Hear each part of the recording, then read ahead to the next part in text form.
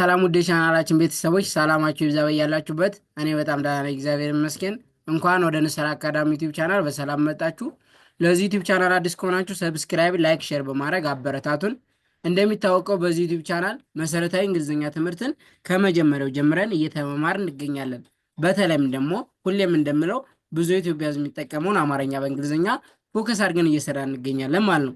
ለምሳሌ ያክል በተለያዩ ሶሻል ሚዲያ ላይ ቴሌግራም፣ ኢንስታግራም፣ ዋትሳፕ፣ ኢሞ ላይ መጠጣት ብፈልጉ ቻት ማድረግ ብፈልጉ ከዛም አልፎ ደግሞ ቲክታክ እና ዩቲዩብ ላይ ገብታችሁ ኮመንት ማንበብ መጻፍ ብፈልጉ ብዙ ኢትዮጵያ ሕዝብ የሚጠቀም ምንድን ነው አማርኛ በእንግሊዝኛ ነው ማለት ነው። እሱን ለማሻሻል ደግሞ እኛ እዚህ ጋር በየቀኑ አሪፍ አሪፍ እና ጠቃሚ ቪዲዮዎችን እየለቀቅን እንገኛለን። ከእናንተ የሚጠበቀው እስክሪብቶና ወረቀት እያያዛችሁ ፕራክቲስ ማድረግ ነው። በጣም ቀላል ይለመዳል። ሙሉ እንግሊዝኛ ዳይሬክት እንግሊዝኛ ነው እንጂ ትንሽ የሚያስቸግር አማርኛ በእንግሊዝኛ ግን የአንድ ወር የሁለት ወር ስራ ናት ማለት ነው። ኤቢሲዲን ትለያላችሁ። ስሞል ሌተር፣ ካፒታል ሌተር፣ ቫወልና ኮንሶናንት ከዛ አልፎ ደግሞ የአማርኛ 34ቱን ፊደል ወደ እንግሊዝኛ ተቀየራችሁ በጣም ቀላል ነገር ነው ማለት ነው። ከዛ በተረፈ ትምህርቱን ኦንላይን መማር ለምትፈልጉ ልጆች እኛ ትምህርቱን ኦንላይን በዙም በኢሞ በቴሌግራም በዋትሳፕ እያስተማር እንገኛለን። ስልክ ቁጥራችን እዚህ ጋር ልላችሁ ደውሉን፣ አሊያም ደግሞ ሃይበሩን መመማር እንችላለን ማለት ነው። በዛሬ ትምህርታችን ደግሞ ይዤላችሁ የመጣው ጥያቄና መልስ አድርገን ብዙ ጊዜ የምንጠቀማቸው አረፍተ ነገሮች እንዴት አድርገን ወደ እንግሊዝኛ እንቀይራለን የሚለውን ነው። እስክሪብቶና ወረቀት ያዙና እስከ መጨረሻው ድረስ ተከታተሉኝ። ጥያቄና መልስ አለ። ልጀምር። በሩን ቆልፈው። በሩን ቆልፈው። አንድ ሰው በሩን ቆልፈው ብለን ማዘዝ ብንፈልግ በሩን ቆልፈው በአንድ ላይ አማርኛው ምን ይሆናል? በሩን ቆልፈው። ቢና ኢ፣ ሩ ሁለተኛ ስለሆነች አርና ዩ፣ ን ኤን ብቻዋን በአንድ ላይ በሩን። ኦ ሰባተኛ ናት። ሰባተኛ ፊደሎች ደግሞ ቫውል ኦን ይወስዳሉ። ማንኛውም ሰባተኛ ፊደል ስጥፉ ኮንሶናንቱንና ከዛ ቫውል ማንን መጠቀም አለባችሁ? ኦን መጠቀም አለባችሁ ማለት ነው። ስለዚህ ቆ ሄና ኦ፣ ል ኤል ብቻዋን፣ ፈ ኤፍ ኢ፣ ው ደብሊው ቆልፈው በአንድ ላይ ምን ይሆናል? በሩን ቆልፈው ይላል ማለት ነው። በሩን ቆልፈው። ስለዚህ መልሱን እናያለን። እሺ እቆልፈዋለሁ ብሎ መመለስ ይችላል ማለት ነው። የሚቆልፈው ሰው እሺ እቆልፈዋለሁ ብሎ መናገር ወይም መመለስ ይችላል። ደግሞ አንድ አማርኛውን እሺ እቆልፈዋለሁ በአንድ ላይ አማርኛውን ይሆናል እሺ እቆልፈዋለሁ ይላል ማለት ነው። ሁሌም እንደምላችሁ በአንድ ድንጋይ ሁለት ወፍ፣ በዚያውም አማርኛውንም እንግሊዝኛውንም እያሻሻላችሁ ነው ማለት ነው። ይህን እንጠቀማለን። ሺ ኤስ እና ኤች እሺ። ይህን እንጠቀማለሁ። ቆ ኬና ኦ፣ ል ኤል ብቻዋን፣ ፈ ኤፍ ኢ፣ ዋ ደብሊው ኤ፣ ለ ኤል ኢ፣ ሁ ሁለተኛ ስለሆነች ቫውል ዩን ታስከትላለች። ኤች እና ዩ በአንድ ላይ እሺ እቆልፈዋለሁ ይላል ማለት ነው። እሺ እቆልፈዋለሁ። ስለዚህ በሩን ቆልፈው የሚል ጥያቄ ተፈጠረ። ከዛ እሺ ቆልፈዋለሁ ብለን መመለስ እንችላለን ማለት ነው። ኦኬ። ቀጣይ ደግሞ ስጦታውን ጠቅልለው። ስጦታውን ጠቅልለው ለሆነ ሰው ስጦታ ልትሰጡ ምናምን ስጦታውን ጠቅልለው ትሉ ስጦታውን ጠቅልለው።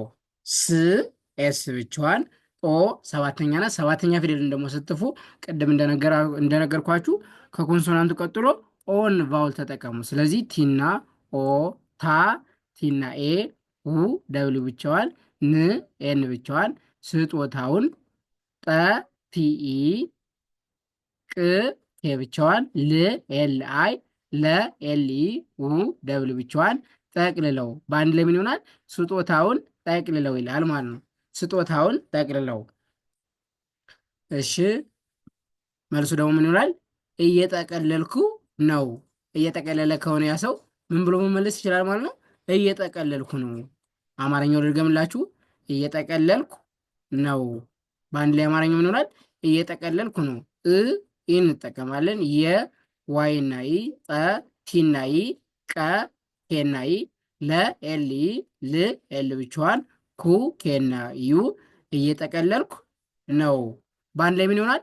እየጠቀለልኩ ነው ማለት እንችላለን ማለት ነው። ስለዚህ ስጦታውን ጠቅልለው እየጠቀለልኩ ነን የሚል መልስ እናመልሳለን ማለት ነው። ቀጣይ ደግሞ መጀመር እንችላለን። የሆነ ነገር መጀመር እንችላለን ማለት ብትፈልጉ መጀመር እንችላለን። አማርኛው ልድገምላችሁ። መጀመር እንችላለን። በአንድ ላይ መጀመር እንችላለን። ኤምኢ ጀኢ መ አሁንም ኤምኢ ር አር ብቻዋን መጀመር ኢን እንጠቀማለን። ኤን ብቻዋን ሲኤች ላ ኤልኤ ለኤልኢ ኤን ብቻዋን እንችላለን። በአንድ ላይ ምን ይሆናል ማለት ነው? መጀመር እንችላለን ይላል ማለት ነው። ኦኬ ቀጣይ ደግሞ 7 ደቂቃ ጠብቀኝ። መጀመር እንችላለን ብለን ስንጠይቅ ከዛ አንድ ሰው 7 ደቂቃ ጠብቀኝ ማለት በዚህ ሰዓት አሁን አይመቸኝም፣ ከ7 ደቂቃ በኋላ መጀመር እንችላለን፣ 7 ደቂቃ ጠብቀኝ እያለን ነው ማለት ነው። 7 ደቂቃ ጠብቀኝ በአንድ ላይ ምን ይሆናል? 7 ደቂቃ ጠብቀኝ፣ 7 ደቂቃ ጠብቀኝ። ኤስኢ ባ አራተኛ ናት። አራተኛ ፊደሎች ደግሞ ቫውል ኤን ይወስዳሉ። ቢና ኤ ት ብቻዋን 7 ዲኢ ኢ ኬና አይ ቃ ኬና ኤ ደቂቃ ቲኢ ብ ብቻዋን ይቅርታ ቂ ኬና አይ ኝ ጂኤን። ስለዚህ በአንድ ላይ 7 ደቂቃ ጠብቂኝ ማለት እንችላለን ማለት ነው። 7 ደቂቃ ጠብቂኝ። ስለዚህ መጀመር እንችላለን ብሎ አንድ ሰው ቢጠይቃት ከዛ እሷ ካልተመቻት ምን ብላ መናገር ትችላለች? 7 ደቂቃ ጠብቂኝ፣ 7 ደቂቃ ጠብቀኝ ወይም ጠብቂ ብላ መናገር ትችላለች ማለት ነው። ኦኬ ቀጣይ ደግሞ መብራቱን አጥፋው፣ መብራቱን አጥፋው ብላችሁ መናገር ብትፈልጉ መብራቱን አጥፋው በአንድ ላይ ምን ይሆናል? መብራቱን አጥፋው። ኤምኢ ብ ብቻዋን ራ አርኤ ቱ ቲና ዩ ን ኤን ብቻዋን። ስለዚህ በአንድ ላይ መብራቱን ኤን እንጠቀማለን። ቴና አይ ፋ ኤፍኤ ው ደብል ብቻዋን። ስለዚህ አጥፈው በአንድ ላይ ምን ይሆናል? መብራቱን አጥፈው፣ መብራቱን አጥፈው ይላል ማለት ነው።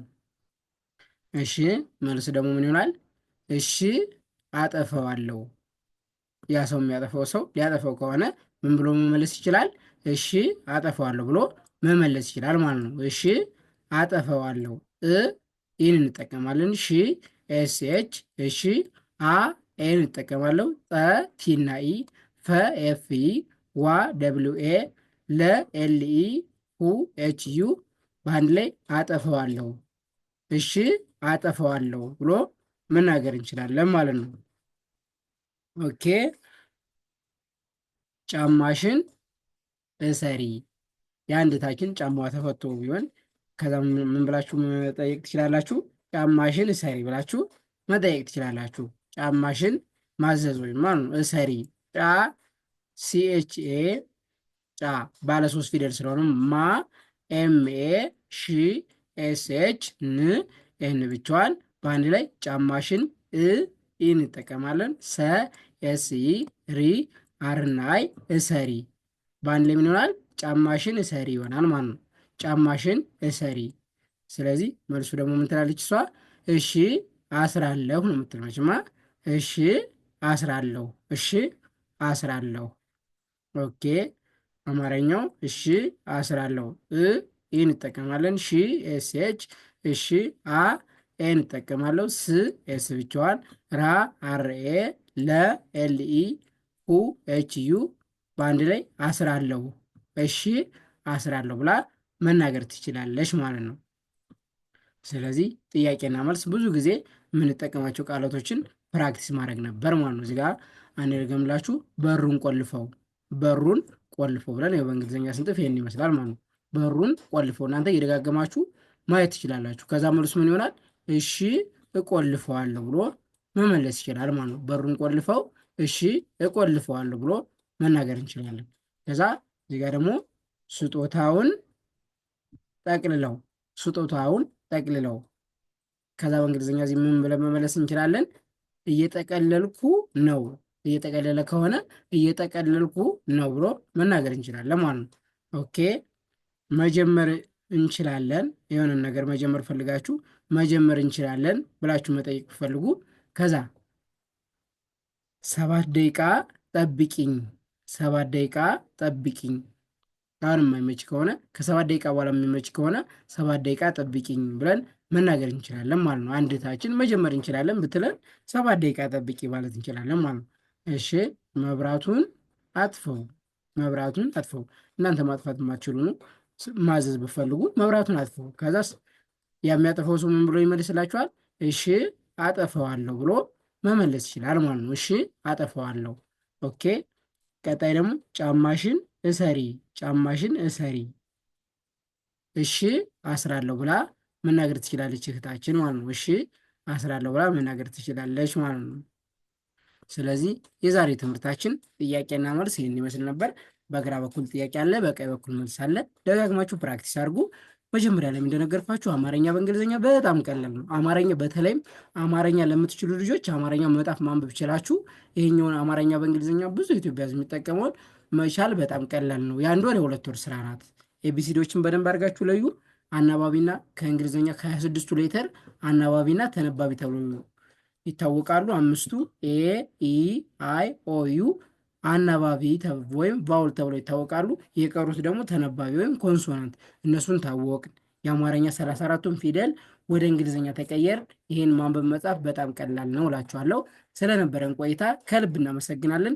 በግል መማር ለምትፈልጉ ልጆች ጓደኞቻችሁ የሚማሩ ካሉ በደንብ አድርገን እናስተምራለን።